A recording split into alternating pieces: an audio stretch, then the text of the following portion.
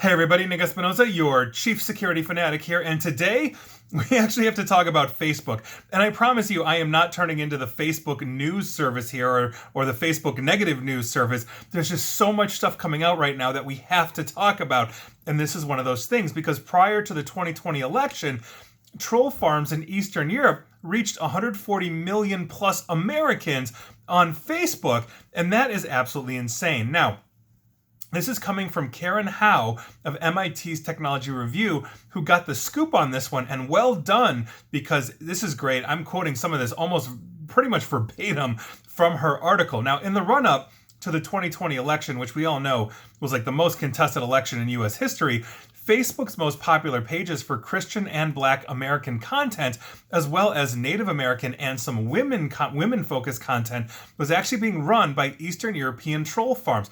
We'll get to Russia, I promise you. Now, these pages were part of a larger network that collectively reached basically half of the American population, according to an internal company report on the Facebook, and they achieved that reach not through the choice of half of the Americans on the planet, but primarily as a result of Facebook's own platform and their engagement-hungry algorithm. And here we are. Now, this report, which was written in October of 2019 and obtained by Karen Howe of MIT Technology Review from a former Facebook employee not involved with researching it, found that after the 2016 election, Facebook failed to prioritize fundamental changes to how its information, or rather how its platform promotes and distributes information.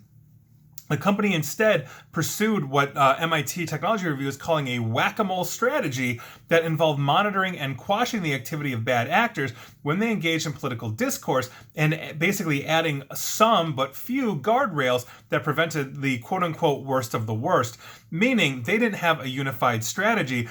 And there were actual investigations by intelligence firms after the 2016 election. Literally, I have downloaded basically every single thing Russia's Internet Research Agency, or IRA, has done in the 2016 election. You can go download those. Those are available literally on the U.S. Congress's website. Now, this approach did little to stem the underlying problem, according to the report. Troll farms are basically professionalized groups that work in coordinated fashion to post provocative content, oftentimes propaganda one way or the other, to social networks, and they were still building massive audiences running networks of Facebook pages. Now, their content was reaching 140 million users in the United States, which basically accounts for almost half of the U.S. population at that time. 75% of these users, for the record, have never actually followed any of these pages. They were seeing this content because Facebook's content recognition and recommendation system had actually pushed it into their news feeds. Now, according to the author of this report, former Facebook employee, and he was a senior level data scientist at Facebook, his name is Jeff Allen, and I quote, "Instead of users choosing to receive content from these actors, it is our platform that is choosing to give these troll farms an enormous reach." Now, in the process of fact-checking this story shortly before the publication, MIT's Technology Review found that 5 of these troll farm pages mentioned in the report remain active. And I will get to that because I went looking and I found them. Now, the report found that these troll farms were reaching the same demographic groups singled out by the Kremlin-backed Internet Research Agency, which I just mentioned, or IRA, during the 2016 election, which had targeted Christians, African Americans, and Native Americans as well. In 2018, BuzzFeed News did an investigation, and they found that at least one member of the Russian IRA indicted for alleged interference in the 2016 election had also visited Macedonia around the emergence of the first troll farms there, though it didn't find concrete evidence of the connection, nor did Facebook. Facebook said they didn't find anything, but quite frankly, given Facebook's history, I'm not necessarily relying on them. I'm actually more relying on BuzzFeed News, given Facebook's history. Now, according to Allen, and I quote his writing, "This is not normal. This is not healthy. We have empowered inauthentic actors to accumulate huge followings for largely unknown purposes. The fact that actors with possible ties to the IRA have access to huge audience numbers in the same demographic groups targeted by the IRA poses an enormous risk to the U.S. 2020 election." The report reveals the alarming state of affairs in which Facebook's leadership left the platform for years pretty much open despite repeated public promises to aggressively tackle foreign-based election interference. Essentially, they did they did nothing. This was a complete whack-a-mole situation, as mentioned before. So here are the major revelations coming from this report. As of October of 2019, when this report obviously was made and came out, around 15,000 Facebook pages with a majority U.S. audience were being run out of Kosovo and Macedonia. They were known to harbor bad actors during the 2016 election.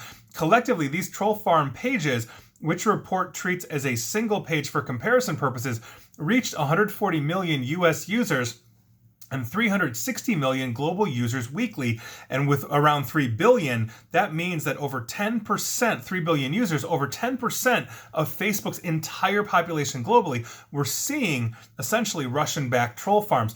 Walmart's page, for example, reached the second largest audience at 100 million, so they were vastly outpacing Walmart, and that's a huge problem. Now, the troll farm pages combine to form collectively, and these are the major points. First, the largest Christian American page on Facebook, 20 times larger than the next largest reaching one, which they had 75 million users monthly, 95% of whom had never actually followed the page.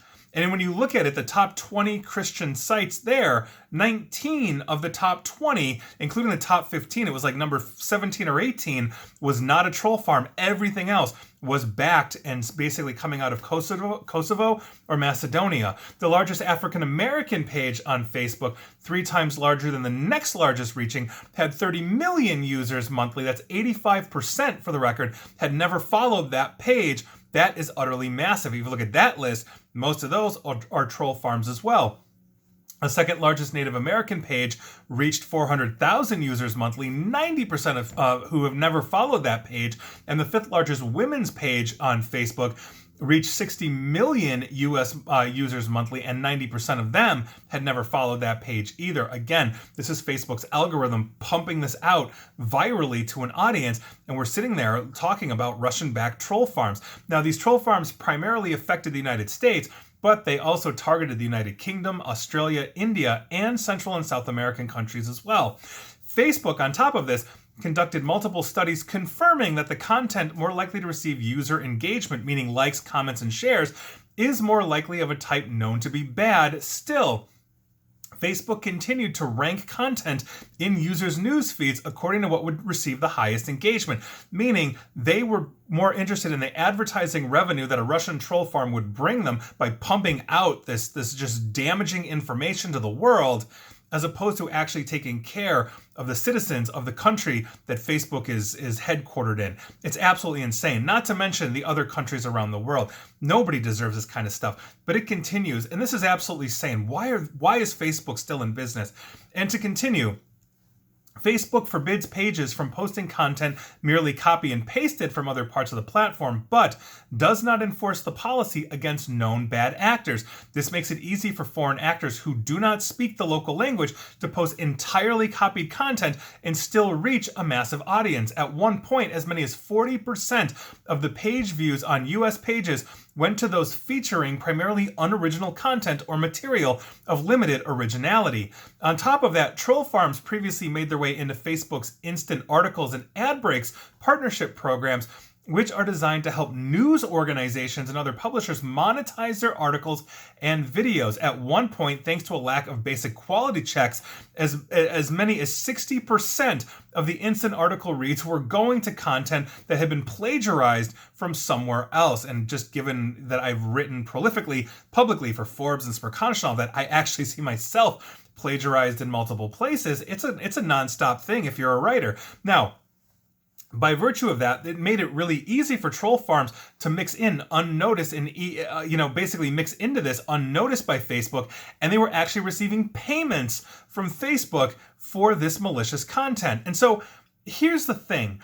The report specifically basically looks at troll farms based in Kosovo and Macedonia, which are run by people who don't necessarily understand American politics, yet because of the way Facebook's news feed reward systems were designed, they could still have a significant impact on political discourse. Remember, they are reaching 140 million US citizens prior to the 2020 election.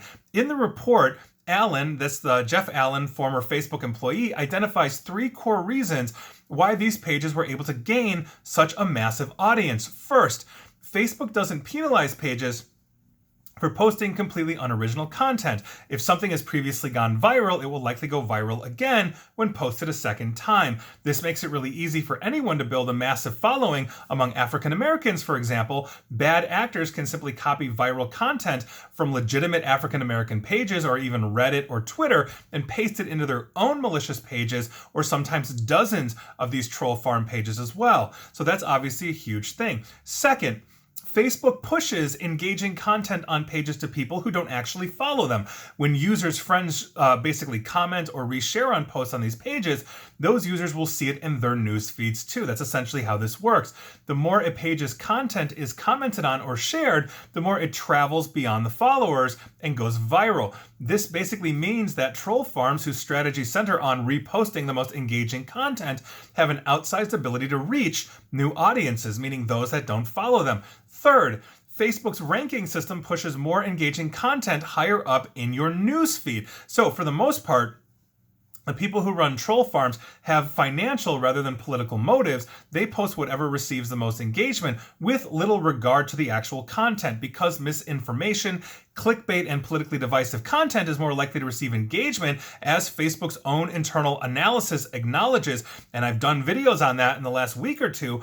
Troll farms gravitate towards posting it, basically more of that over time, according to this report. And as a result, in October of 2019, all 15 of the top pages targeting Christian Americans were troll farms. 10 of the top 15 pages targeting African Americans were that, and 4 of the top 12 for Native Americans. That is a huge and concerning problem. This is not right. This is not healthy. Now, a search of all the troll farm pages listed in the report reveals that 5 are still active basically today. The first page is called My Baby Daddy Ain't SHIT, which was the largest Facebook page targeting African Americans in October of 2019. I actually went there. It is live, and I will give you my analysis of that shortly. Another page called Savage Hood targeted African Americans. Another one called Hood Videos targeted African Americans. A page called Purpose of Life has a bazillion followers targeting Christians, and a page called Eagle Spirit is targeting Native Americans. And this is the problem that we absolutely have. I went to that first one, the largest troll farm, in fact, the largest African American page, or rather targeting African Americans. My Baby Daddy Ain't SHIT. It's a family podcast / video, so I'm not going to say the word, but this is very, very serious in the sense that if you are reinforcing, let's say, stereotypes or tropes or anything like that, you have the ability to start changing perceptions over time. And this is essentially what they are talking about. So, perfect example. And again, I don't care what your politics are. But a lot of people out there, as they are seeing this over time, will start to see the reinforcement of something that goes against their belief, and then they start believing it. Then they start changing their mind. Then they start having doubts. It's not one thing. If I come to you and say, your belief is completely wrong and I think you're an idiot, you're basically going to clap right back at me. No, you're not. You're an idiot. You're an idiot. We're going to get in a fight. But if I say, well, I think this, and over time I think this, and I think this, and I think this, and I'm not calling you an idiot, but I am consistently denying what you are saying or challenging what you're saying in a very neutral way, or something that a lot of people around me are saying, yeah, Nick's right, totally right. You start to see that breakdown of essentially that person that starts changing their mind. And there was a very famous experiment that went on in the 1970s, might have been the 60s, that's pretty sure. I've seen the actual videos. I believe it was called the Ash Experiment, where you had basically a person on video alone, and basically the person would say, is line A longer or line B longer? And the person would be like, oh, it's line A. And then is A, B, C, or D longer? Oh, it's D, blah, blah, blah, blah, blah. Then they brought in 3 other people that would go through that experiment with them. But those 3 people were in with the researchers, and those 3 people would start choosing line D, even though line A was longer. And that person that knew, the one that wasn't in on it, would acquiesce. overwhelmingly would acquiesce. And so by virtue of that, you've got three people and that peer pressure saying, well, it's clearly D, when demonstrably it's A. And that person would say, yeah, it's D, meaning I don't know what I'm missing. They're clearly seeing something that I'm not. And so the power of what a Facebook and a social media and virality does is when you have people around you, and if you're on the fence and they are pounding it in, you start to get swayed. And when you have half of the US population actually sitting there listening to legitimate and honest propaganda from a foreign country on whether one candidate is awesome or one candidate is horrible, it pounds in over time. It's death by 1,000 cuts. It's conversion by 1,000 thoughts. It's a huge, huge problem that we have. And this video/podcast has gone on longer than I anticipated, but I cannot stress this enough. We are living in the age, not just of misinformation, where somebody will share this thinking it is correct when it is demonstrably false.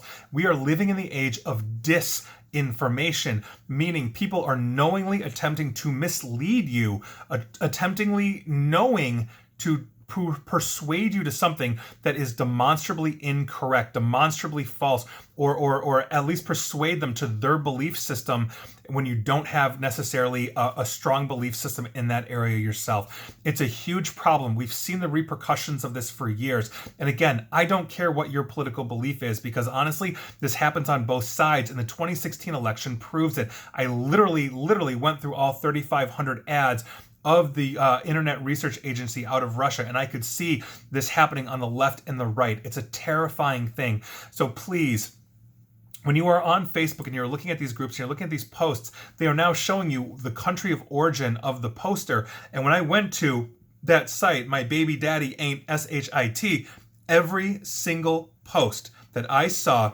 going back at least a couple of weeks was from Kosovo. It is still live, it is still active, and as we come into, in a year, another election cycle for the midterm elections, this is what we have to contend with. This is what helps drive a wedge. This is essentially what people glom onto to think that everybody else is right. And it's not about having an honest debate. It's about feeling good because the other side is wrong. And these troll farms are what perpetuate that. So please, make sure you are not listening to disinformation or misinformation when one of your friends shares disinformation in a well-meaning fashion. We have a huge problem here. Please make sure you are actually taking the time to understand both sides. It's so important, and find a balance. And eventually, and I hope, here I will be stuck in the middle with you. And please like, share, follow me here on Facebook and Twitter at NickAESP, and avoid the troll farms. And please feel free to subscribe to me at YouTube as well. And as always, stay safe, stay online, stay private, and please stay accurately informed. Thanks, everyone.